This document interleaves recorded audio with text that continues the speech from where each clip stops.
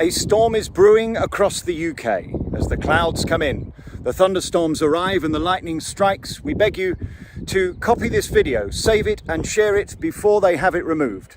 They are not going to want you to see this, and trust me, their lawyers, the BBC and Nottingham Police are going to do everything they can to cover up the truth, because it's damning and undeniable.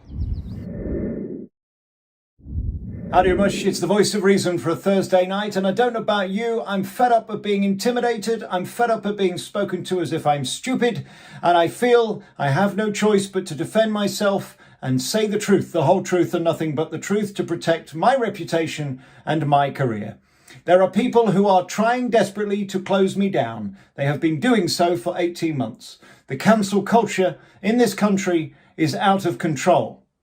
And I need to now tell you about a national broadcaster who not only has had me arrested, but now wants to gag me from telling the story about why he had me arrested with no charge, with the civil injunction stopped, a stalking order brought on the back of me doing journalism, holding him to account and others, and never going anywhere near him, but being accused of violent stalking.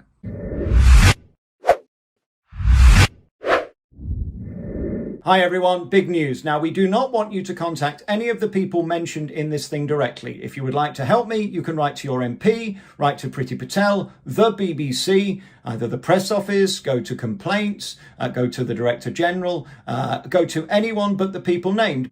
Right, let's go. Howdy mush, it is a Thursday. This is one of the biggest announcements I've ever made here at The Voice of Reason, and I'm sorry to have to do it. I've done everything to try and avoid bringing it to you. But I have to tell you that in August 2020, I was arrested because Jeremy Vine had made a complaint. He said that I was violently stalking him. That's what I was arrested for, even though he admits I've never been near him or done anything to him in person. He says I'm obsessed with him and via my YouTube channel have tried to destroy him. I would say, on the contrary, he has tried to destroy me. He has come after me with his legal goons in the last few months. He had me arrested. He told untruths to the police that we can disprove. He followed trolls. He tried to have this YouTube channel taken down twice with 17 claims. And he also used a friend of his, a PI, a private investigator, to dig dirt on me to hope to destroy me. This man, as far as I'm concerned, is evil. And I can prove it in a court of law. Jeremy Vine says he is a godly man, but it seems he doesn't like to forgive. He just likes to get lawyers in to threaten, and I feel I have no choice at this point, as he keeps writing to us consistently saying that he wants to gag me and get an injunction to silence me over the truth. I only simply want to get to the truth, and I beg of him, let's go to court and let's do this public domain. Let's get the press down there to cover and see who they think was holding who to account and who was being vindictive and evil. We know that Jeremy, a religious man, who I'm sure is praying that I'll go away quietly, well, that's not going to happen. I want my day in court and will stop at nothing to get it. This man doesn't like being held to account. We've seen in the past, haven't we, articles about him, and a lot of people don't seem to find this man very charming. Only last week, headlines about his presentation style on his show that is, well, very lefty. He's a cyclist who goes around with a GoPro on his head and thinks that he has the right to film general public and members of the public going about their business because he's more important than they are, and he has the right to hold them to account. Well, I wanted to hold him to account last year when £1,000 was given for an event for drinks that was later given away to charity. Jeremy says it was nothing to do with him. IFOI'd it, and they confirmed £1,000 from the BBC was given to this drinks memorial party. Jeremy Vine did an interview before the event and then later gave away the cheque at the London Palladium. He claims it was nothing to do with him. Well, we'll let a judge decide whether or not that was true. My attack was on the fact that a man who earns what was rumoured to be £700,000 just a year or so ago, why were they taking any money for a drinks party? These two things aren't allowed under BBC rules. The rules at the BBC are very clear. You are not allowed to be given money for alcohol, and you're not allowed to give away public money to charity. Jeremy did, and he admits it in his witness statement that he gave the police. I've got that witness statement here, and I want to read some parts of it to you in a moment. Jeremy believes that I'm obsessed with him. That's what he writes in here. He also confirms to DC Percival, the dyslexic that changes witness statements, that I have never been near him, never gone anywhere near his studio. I've simply held him to account on my YouTube channel. So it's a very interesting way of defining violent stalking, which is what I was arrested on in August last year on the say-so of Jeremy Vine, that he feels under threat from me, even though he says there has been no physical contact whatsoever. It is simply me making videos and replying to him. But what he doesn't say in this lengthy document to the police is that he follows trolls, incites trolls, followed anybody who doesn't like me.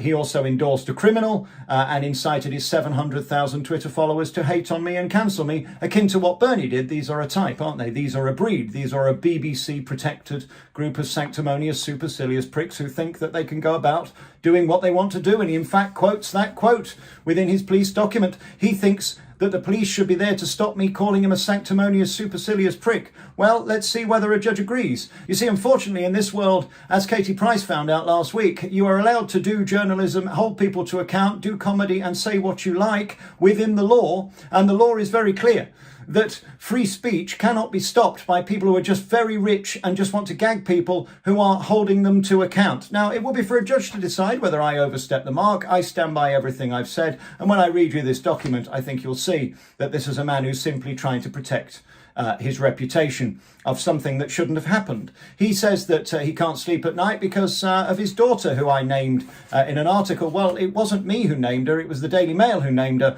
because he hired her to be part of his company, which is a fact and public domain. If you choose to put your daughter on company's house, I am entitled to read that out. That's the way the law goes. And unfortunately, when you have a company like mine or anyone else's, that information is public domain.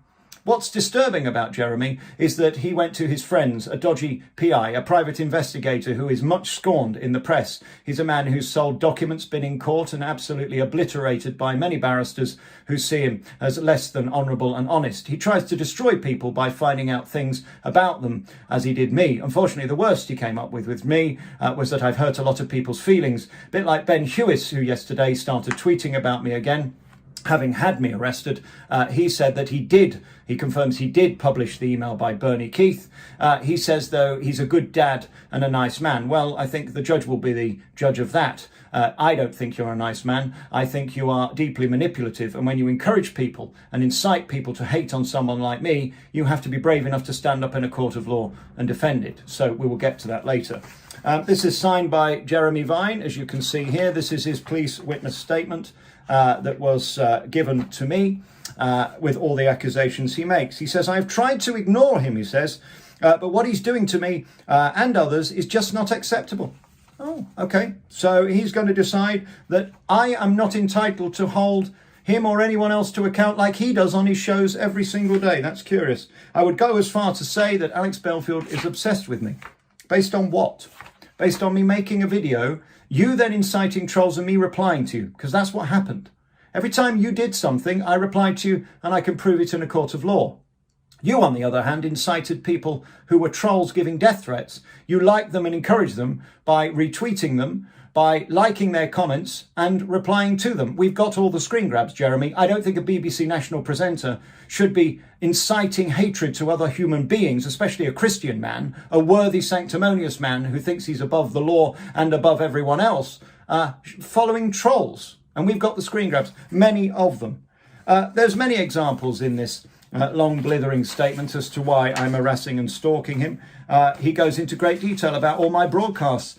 He quotes things I've said. He's more than happy to expose what I've said, and therefore I feel entitled to expose what he says. He says on the 8th of April 2020, Belfield calls me a mishkite, which is a Yiddish word meaning an ugly or loathsome person. I would say a man you've never met who hires a PI to find out that I'm some kind of nonce in the hope that you could bring me down and follows trolls is not a nice person, therefore ugly, and is loathsome because they are underhanded and not to be trusted. So I stand by that statement. I am more than willing to defend that in a court of law. He says, I said Jeremy Vine, who has been caught out. We've got the FOI. Now, this is what this is all about.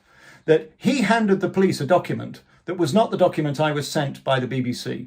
And this is where this case will get interesting. He says, I was told that he was nothing to do with this event. That wasn't what the BBC sent me. Jeremy Vine was the man who was promoting this event, doing interviews for this event, and indeed gave away the cheque that was the remainder of the amount that wasn't spent on alcohol. He says it's not a piss-up, by the way, in his witness statement. Well, what is it when you have a drinks party with alcohol? Just one man's piss-up is another man's memorial, I suppose. He goes on to say that I've completely misquoted him because it made it clear in the FOI that he was not involved. Well, that wasn't the FOI they sent me, so I'm sorry about your luck. You handed wrong details and fraudulent details or something to the police, because the details they gave me and the copy they've given me is not the one the BBC sent me. So who's lying, you or the BBC? He goes on to say that I said, these Jeremy Vine types are holier than thou. Yes, you are. That's why you go around filming people in public, thinking that you're more important than them because you're a cyclist who has more rights to the road than they do. You didn't go for defamation and libel then, because you know you'd have lost. So you went to the police to have me gagged. And you and Percival came up with a cockamamie scheme, I presume, which is written down here, to find lies that I said you stole £1,000. Jeremy, DC Percival on police tape played me 7 tapes that you gave her, and she couldn't find me once saying that you had stolen anything. I didn't say you'd stolen it. I said you were given it and you gave it away, which you did. £1,000 of public money. So I stand by that. He says, I'm willing to attend court if required and can produce the transcripts from each video as detailed in my statement. Well, so am I, Jeremy. I want to go to court, and that's all I've tried from the beginning. Now, since then, since I've been off bail, you've now gone to the High Court to get an injunction to silence me, which you so far haven't done. You're claiming £80,000. Okay, let's go. Let's go to court. You incited trolls. You followed people who gave death threats to me. We've got the screen grabs. You hired a PI, or at least your friend worked on your behalf. He stupidly private messaged me. We've got the private message. Unfortunate that. You then go on to hand the police documents that weren't given to me. They were given to someone else. And you put together this document with the corrupt lawyer from RPC, Nicola Kane, who's no longer with the company because she's professionally disgraced, to have me gagged and silenced. And you think that's fair? A Christian man who follows trolls, hires PI with no evidence whatsoever.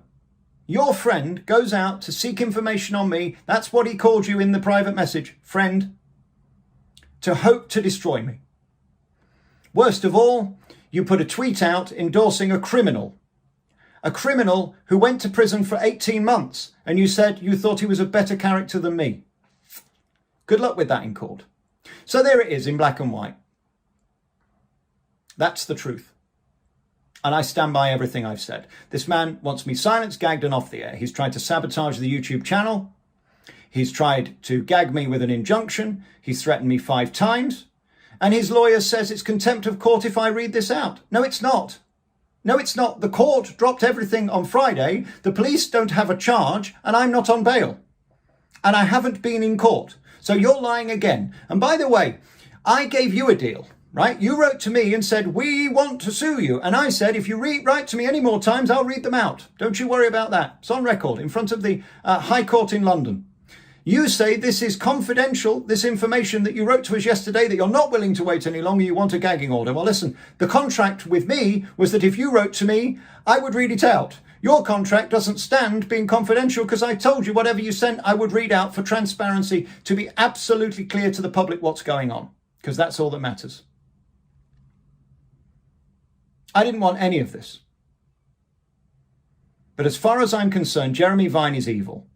He did not tell the truth to the police. He gave them a document that wasn't true. He's made accusations that I'm going to sue him for defamation and libel. He's incited trolls to hate on me, give me death threats, encouraged and baited them, endorsed a criminal over me, used a dodgy PI to try and destroy me, and now wants to gag me. Good luck with that.